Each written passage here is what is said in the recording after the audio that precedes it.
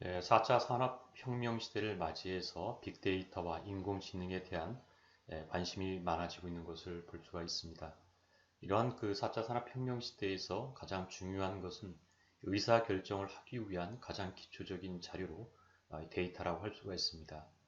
데이터가 변화되어서 정보가 되고 정보가 변화되어서 지식을 이루고 이 지식이 쌓여서 지혜를 이루게 됩니다. 즉, 지혜나 지식에 이르게 되기 위해서는 가장 원초적인 데이터가 있어야 그러한 그 지식을 만들 수 있는 가장 기초적인 사안이 될 수 있다고 하겠습니다.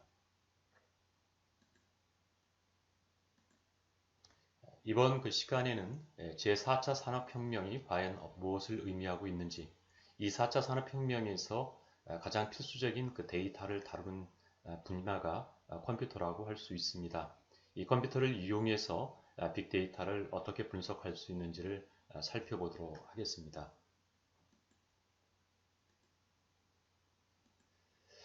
일반적으로 제4차 산업혁명 시대라고 하면 크게 큰 기술로 8가지에서 10가지 기술로 나누고 있습니다.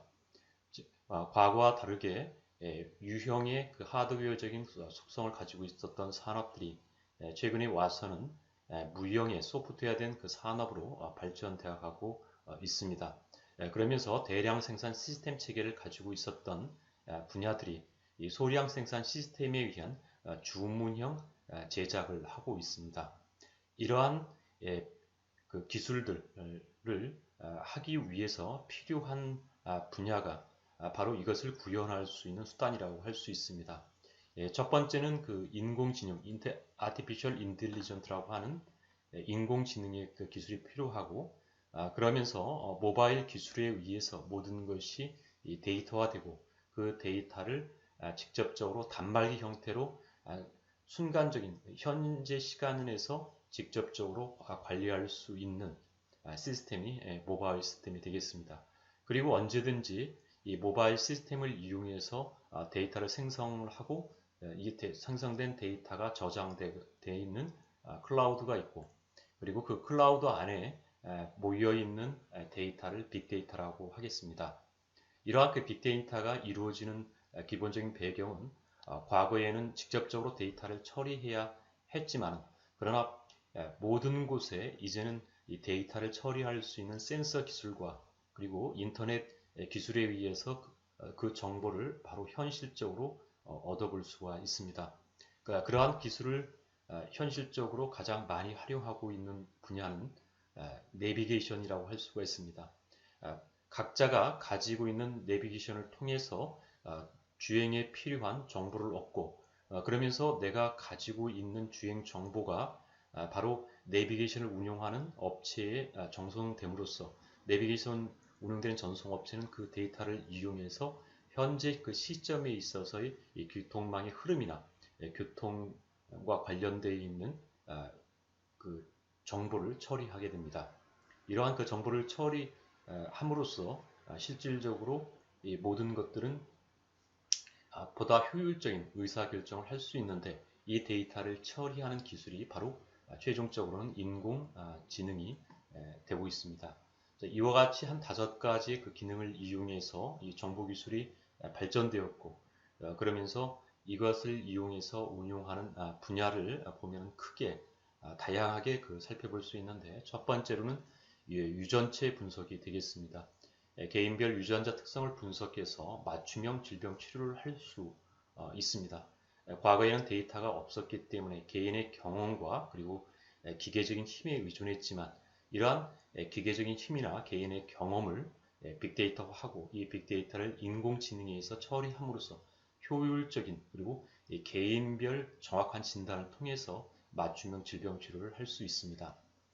그 다음에 커넥티드 홈이라 해서 모든 정보가 다 이제 개별 가정 단위로 연결되게 됩니다. 그래서 이 가정 내에서도 모든 이 가전 제품이 인터넷을 통해서 연결되고, 그래서 자동으로 명령에 의해서 작동이 되는 순간들을 맞이하고 있습니다. 가정에 있는 주부에 있어서는 가사 노동에서 해방될 수 있는 계기를 마련하고 있습니다. 세 번째는 그 3D 프린팅으로 이 3D 프린팅은 누구나 원하는 제품을 만들 수 있는 1인 제조 시대를 성큼 다가서게 하고 있습니다. 모든 제품을 만들기 위해서는 생산 시스템, 설비가 필요하게 됩니다. 이러한 생산 시스템, 설비의 경우는 대량 생산을 모태로 하기 때문에 만약에 수요가 갑자기 축소되었을 경우에 이 대량 생산에 따른 고초과 공급으로 인해서 기업 경영에 어려움을 맞을 수 있습니다. 그렇지만 그 3D 프린터를 이용함으로써 필요한 분량만큼 생산하고 그리고 주문이 없을 경우에는 다른 기능으로 사용하거나 복합적인 이 기능을 통해서 3D 프린팅을 다각도로 활용을 할 수 있습니다. 웨어러블은 의류 일체형 기술로서 초현실 가상 치업인 증강 인간을 구현함으로써 실질적으로 인간이 직접적으로 실험이나 경험을 하지 않더라 하더라도 이 가상 세계를 통해서 현실에서 필요한 그 정보를 얻을 수가 있습니다. 그래서 직접적인 그 실험이나 경험에 필요한 비용과 시간을 단축할 수 있는 장점이 있겠습니다. 이것이 바로 증강현실 아니면 그 가상현실의 그 세계를 만들고 있게 됩니다. 자율주행 그 자동차는 기본적으로 데이터를 이용해서 직접적으로 인공지능이 그 운전을 하는 그 시스템이 되겠습니다. 사고 없이 안전하게 운행할 수 있게 됩니다. 그래서 무인버스의 그 시대나 무인택시의 시대를 통해서 이제는 그 무인화에 의한 이동의 그 시간으로 바뀌게 될 것입니다. 물론 이와 같은 이 무인화의 그 시스템은 전철에서부터 시작이 되었고 그리고 전기 자동차에서 무인 자동차 운전자가 운전할 필요가 없이 자동으로 운전하는 그 시스템까지 발전되어 있습니다. 이러한 그 빅데이터에서 그 문제점이라고 한다면 데이터의 그 복제와 해킹이라고 할 수 있습니다. 그래서 이 데이터 자체가 오류를 범할 수 있는 가능성을 가지고 있는데 그러한 보안에 따른 그 문제점을 해결할 수 있는 것이 블록체인이 됩니다. 그래서 이 정보의 그 사용에 따른 고도의 그 안전성과 그 신뢰성을 확보할 수 있는 것이 블록체인 기술이 되겠습니다. 스마트 도시에 있어서는 안전하고 에너지, 그 다음에 교통, 오염 문제 등을 스스로 예측하고 해결할 수 있는 도시 기능을 할 수 있게 됩니다. 수요 예측과 맞춤형 생산을 하게 되는 스마트형 공장에 있어서는 효율의 극대화를 통해서 분량을 최소화함으로써 효율적인 공장 운영 시스템을 하게 됩니다. 그런데 여기에서 문제가 될 수 있는 것은 이 스마트한 공장에서는 너무 효율성을 추구하기 때문에 기업의 그 수익성과 기업의 그 효율성은 증가하게 되지만 필요한 인력의 채용 없이 공장만 운영되고 그래서 공장의 가동과 경영만이 존재하며 그 중간에 있는 종업원이 필요 없는 그런 그 시대를 앞당김으로 인해서 사회적인 그 문제점을 일으킬 수 있는 여지가 있습니다. 체내 그 삽입형 기기는 인공 그 장기들이 계속적으로 발전하고 있는데 스마트 임플란트, 생체공학 안구 등 신체의 일부로 이러한 기술들이 바로 그 채택이 됨으로써 전자적인 신호, 그 전자적인 센서 기능을 통해서 인간의 그 장기를 대체할 수 있는 기술로 발전을 하고 있습니다. 그리고 가정에 있어서조차도 지능형 로봇이 나오고 해서 청소, 요리, 육아, 간병 등에 특화된 감성형 가사 로봇이 이제 보편화될 수 있는 그러한 그 시대를 맞이했다고 하겠습니다. 과연 그 제4차 산업혁명 시대를 어떤 그 시대로 봐야 할 것인가입니다. 과학의 그 시대를 만든 것은 뉴턴과 데카르트의 그 시대라고 볼 수 있습니다. 그 이전에 대항해 시대에 많은 사람들은 상업혁명을 통해서 자본을 축적하고 물질적인 풍요를 이루어갑니다. 그러나 과학의 그 시대는 여전히 열리지 않았던 것을 확인할 수 있습니다. 그 이전의 그 시대가 신학의 시대로 이 신학에 의한 모든 것들이 이 인류의 그 역사를 지배를 하면서 이성과 합리성보다는 신학이 우선시됐던 시대라고 하겠습니다. 이 시대를 과학의 시대로 발전시킨 것이 뉴턴의 과학과 그 데카르트의 합리성의 그 시대가 도래한 것이라고 보겠습니다. 이러한 그 과학의 그 발전에 힘입어서 기초적인 과학 기술이 발전되고 그래서 1차적으로 산업혁명에 의해서 기계화가 진전되었습니다. 기계화가 진전되면서 전기가 발견이 되고 이 전기에 의해서 모든 제품들이 동력 수단을 한 곳에 집중시키는 그러한 발전소를 만들게 됩니다. 즉, 이 개별 그 자동차는 스스로 그 동력을 생산하는 동력원으로서의 그 기능을 했지만 이 발전소는 하나의 그 발전소에서 발전을 하게 되면 다른 곳에서는 이 모터를 활용을 해서 공장을 가동을 하고 그 다음에 다른 그 시스템을 움직일 수 있는 세계를 펼쳐지게 됩니다. 그러면서 이 전기에 의해서 자동화의 기본적인 단초를 제공하게 됩니다. 1차 세계대전과 2차 세계대전을 거치면서 대량 생산과 대량 시스템을 작동할 수 있는 시스템으로서 컴퓨터가 생성이 되었습니다. 이 컴퓨터가 계속적으로 발전을 하면서 바로 이 컴퓨터에서 모든 그 활동, 공장 활동이나 인간의 활동, 그리고 자연계의 모든 활동을 다 이 데이터로 처리하게 되고 이 데이터를 축적을 통해서 축적된 데이터를 다시 하나의 어떤 중요한 정보로 전환을 시키게 됩니다. 그래서 그 정보가 컴퓨터에 저장이 되는 제3차 산업혁명인 정보화 혁명 시대를 이끌어가게 되고 그러면서 그 컴퓨터의 그 기술이 계속적으로 발전이 되었습니다. 이 발전된 그 컴퓨터가 이 정보를 더 융합을 시키면서 다시 새로운 정보를 만드는 그 지능화의 그 시대인 4차 산업혁명 시대를 이끌어가게 됩니다. 이 3차 산업혁명과 4차 산업혁명의 그 정보화, 지능화를 이끌게 된 가장 기본적인 배경은 컴퓨터의 발전입니다. 1843년 에이다 에이브레스 백작 부인이 베이비지 해석기관에 관한 주석을 그 작성함으로써 컴퓨터의 발전의 초기 개념을 제공하게 됩니다. 1937년도 앨런 튜링이 계산 가능한 수에 관해란 컴퓨터에 대한 개념을 정립을 하게 되고 1950년 튜링이 인공지능 테스트를 발표함으로써 본격적인 컴퓨터에 의한 그 처리 시대를 열게 됩니다. 1952년 그레이스 호퍼가 최초의 컴퓨터 컴파일러를 만들게 됩니다. 컴퓨터의 그 프로그래밍은 컴파일러와 인터프리터로 나눠볼 수가 있습니다. 컴파일러는 모든 하나의 그 문제를 처리하기 위해서 그 단계별로 프로그램이 만들어지게 되고 그리고 그 프로그램들이 모여서 즉 코딩들이 모여서 하나의 프로그램을 형성하고 그 프로그램을 실행을 시키면서 그, 그 프로그램을 실행하는 방법이 되겠습니다. 여기에 비해서 인터프레터는 내가 입력한 코딩별로 실행을 함으로써 바로 어떤 그 전체적인 프로세스가 움직이는 컴파일러에 비해서 간단하게 그 결과를 알아볼 수 있는 것, 그것이 바로 인터프리터의 특징이 되겠습니다.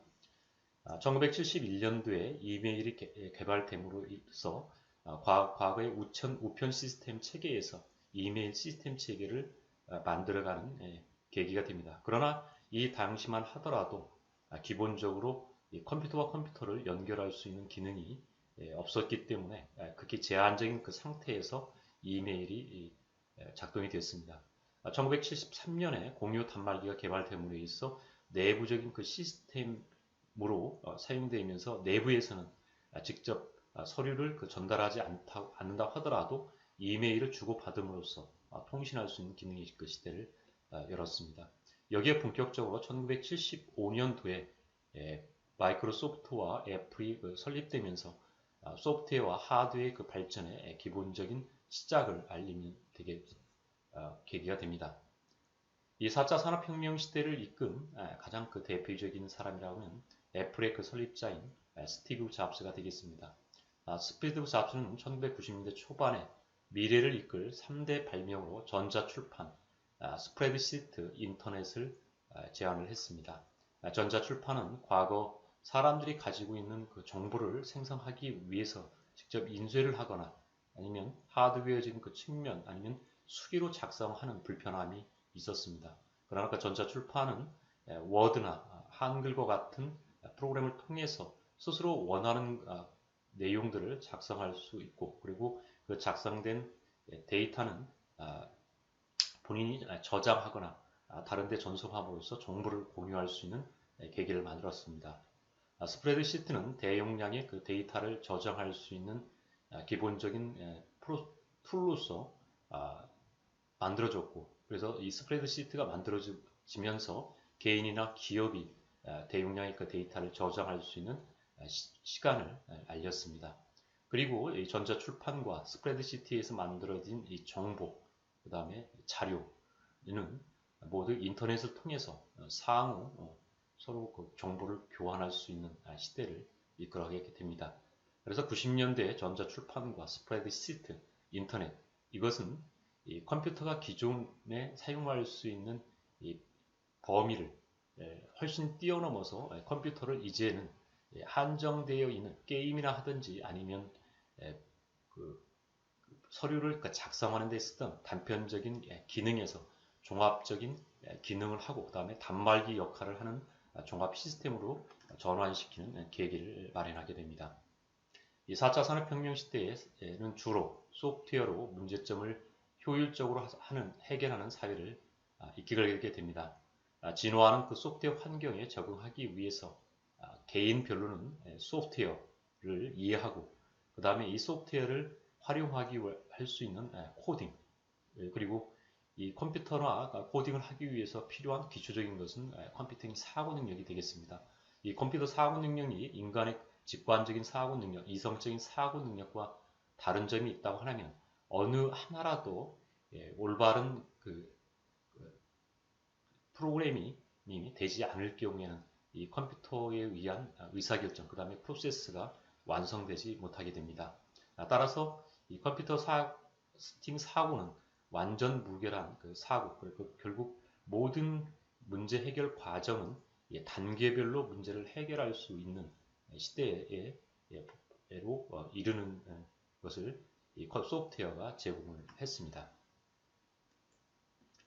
4차 산업혁명 시대에서 기계화, 자동화, 정보화, 지능화의 그 과정들이 계속적으로 1750년 제임스 와트의 효율적인 증기기관, 물론 이 증기기관은 제임스 와트가 만들어지기 전에도 약 50여 년 전에 증기기관이 만들어졌습니다. 그러나 가장 효율적인 그 증기기관을 만든 것이 제임스 와트이기 때문에 이 제임스 와트에 대해서 우리는 기본적으로 가장 신뢰하는 부분이 되겠습니다. 산업화에 의해서 증기에서 로봇화, 그 다음에 운송, 커뮤니케이션, 컴퓨터화, 그 다음에 가상화 등과 같은 그 단계적인 그 발전을 통해서 제4차 산업혁명 시대가 이루어지고 있습니다. 즉 컴퓨터화와 그 다음에 그 가상화에 의해서 모든 그 부분들이 좀 더 인간이 하던 그 영역들을 이제는 넘어서 컴퓨터가 모든 것을 처리하는 그 시대로 시대로 변화를 시켜왔습니다. 이러한 그 시대, 즉 정보화와 지능화의 그 시대에서 과연 우리는 어떠한 행동, 어떠한 의사결정을 진행해야 될 수 있을 것인가? 그것은 이 4차 산업혁명 시대에 계속적으로 발전되어 가고 있는 이 수단들을 인간들이 그 시대에 뒤떨어지지 않고 효율적으로 사용할 수 있어야 된다고 하는 겁니다. 1차 기계와 수송기계, 그 다음에 2차 전기, 3차 전자통신, 그 다음에 4차 인공지능으로 또 오는 그 과정을 속에서 이 인공지능의 혁명이라고 하는 것은 이제 어느 누구도 이것을 떼어놓고서는 살 수 없는 그러한 그 시대에 존재하고 있는 것을 볼 수 있습니다. 그래서 이 기계가 가지고 있는 그 지능을 효율적으로 이해할 수 있고 사용할 수 있는 사람이 이 세상을 지배하는 그 시대로 발전을 하게 됩니다. 이것은 남녀노소 관계없이 모두가 이러한 그 사회에 적응을 할 때 그 다음 세계로 도약할 수 있습니다. 이 4차 산업혁명 시대의 그 주요한 그 기술과 인공지능을 살펴보게 되면 개별 기술이 발전하면서 가장 중요한 것이 융복합의 형태로 나타나게 되고 있습니다. 사람들이 가지고 있는 그 스마트폰은 과거에 여러 가지 그 다양한 제품들이나 기계들을 활용했던 부분들입니다. 이러한 그 부분들이 하나의 그 제품에 통합되었는데 이러한 그 통합된 기본적인 기술은 바로 소프트웨어가 되겠습니다.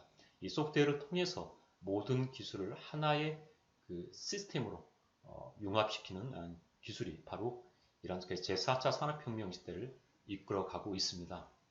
디지털 기술과 일반 기술과 콘텐츠들이 융합되는 디지털 컨버전스에 의해서 움직이게 되고 그리고 이러한 그 디지털 컨버전스의 그 시대에는 모든 사람이 다 모든 그 시스템을 소유할 필요가 없습니다. 그리고 개인의 경우에도 이 디지털 플랫폼을 구축을 하고 이 그 디지털 플랫폼을 통해서 여러 가지 형태의 제품을 결합함으로써 효율적인 의사결정 그리고 효율적인 생활을 이루어갈 수 있습니다.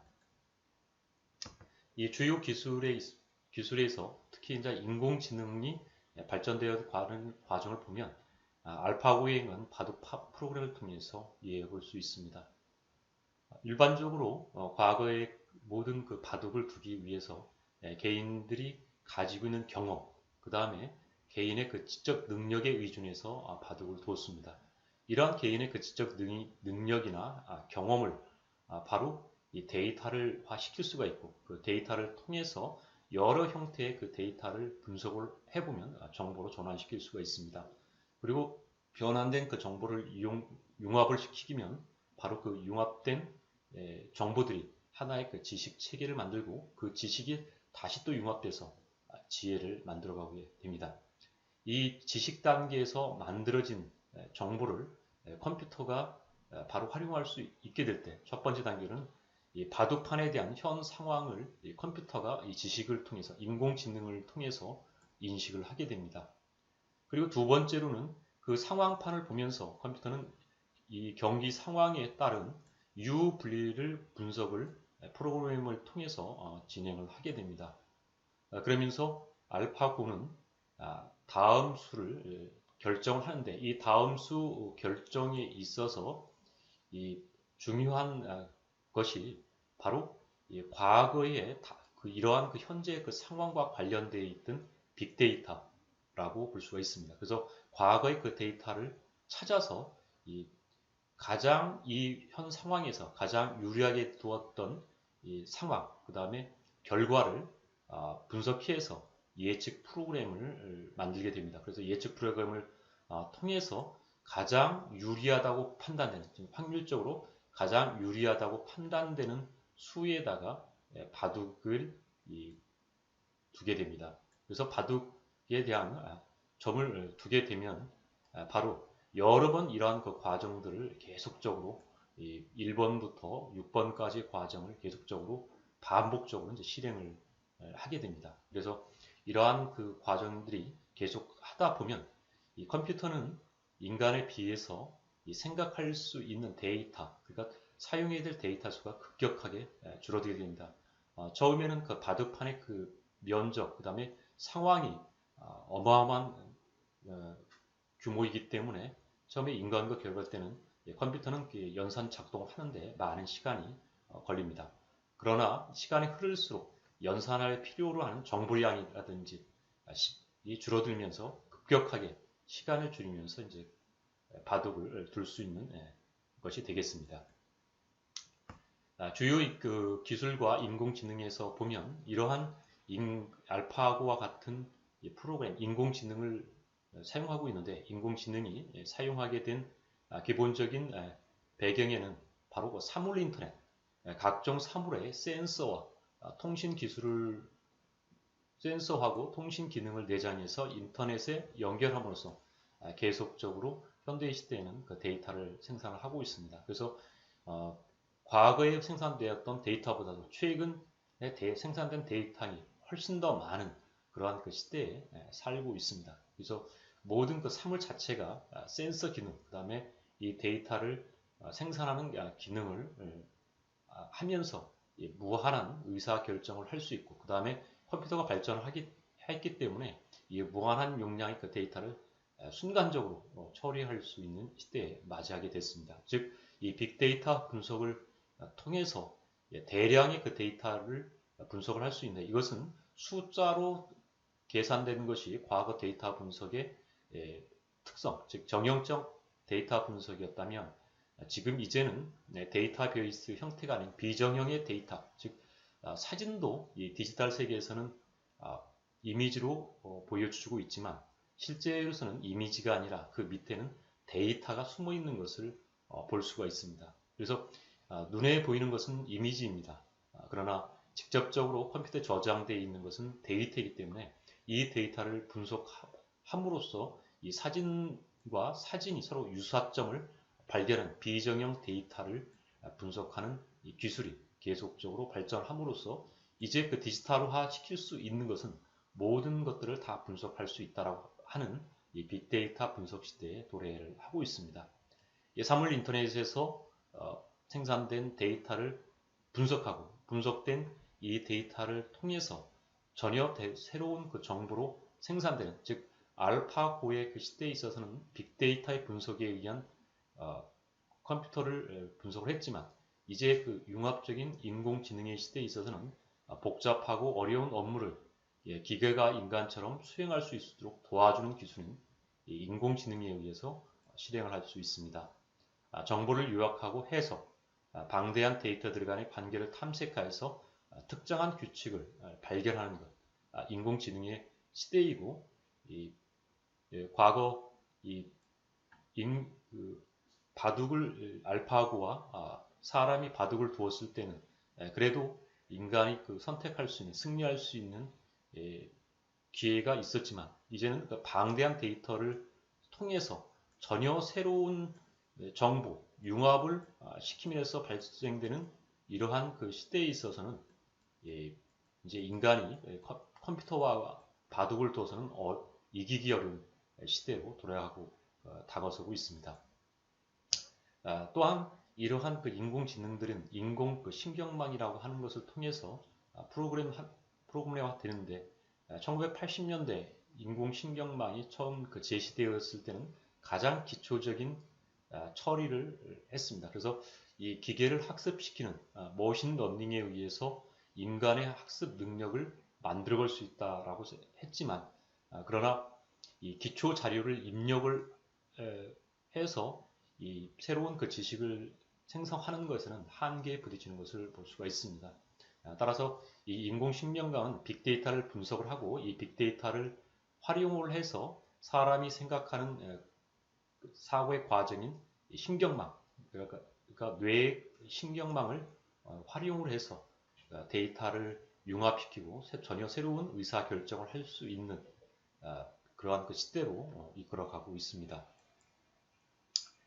빅데이터와 머신러닝의 그 특징을 본다면, 이 빅데이터는 데이터의 양이 기하급수적으로 증가하는 그러한 그 시대를 맞이하고 있습니다. 그래서 이 데이터의 양이 기하급수적으로 증가를 하고 데이터가 만들어지고 처리되는 속도도 증가를 하게 됩니다. 그러면서 이 데이터는 다양한 그 데이터가 만들어지고 있습니다. 그래서 거래 데이터라든지 상호작용 데이터라든지 하는 그 데이터들이 많이 만들어지는 그런 그 시대에 있는 것을 확인해 볼 수가 있게 됩니다.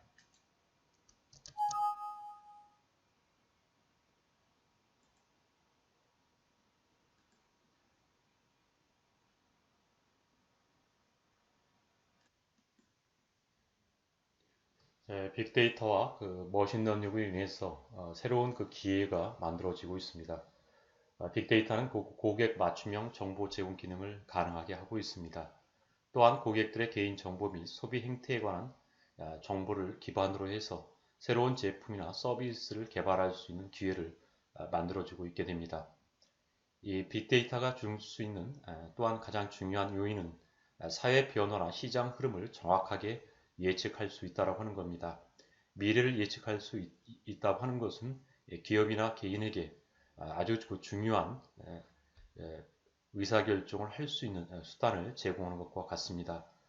만일 그 투자를 한다고 했을 경우에 주가에 관한 그 기본 정보인 그 데이터를 수집을 하고 그리고 이 주가 추이 그래프를 통해서 정보화를 이루고 그리고 이 정보를 활용을 해서 여러 가지 그 정보를 융합해서 주가를 예측할 수 있는 지식의 단계로 가져가게 되는데 이 지식과 그리고 분석과 그 판단, 정보의 단계가 바로 그 분석과 판단을 할 수 있는 내용이 되겠습니다.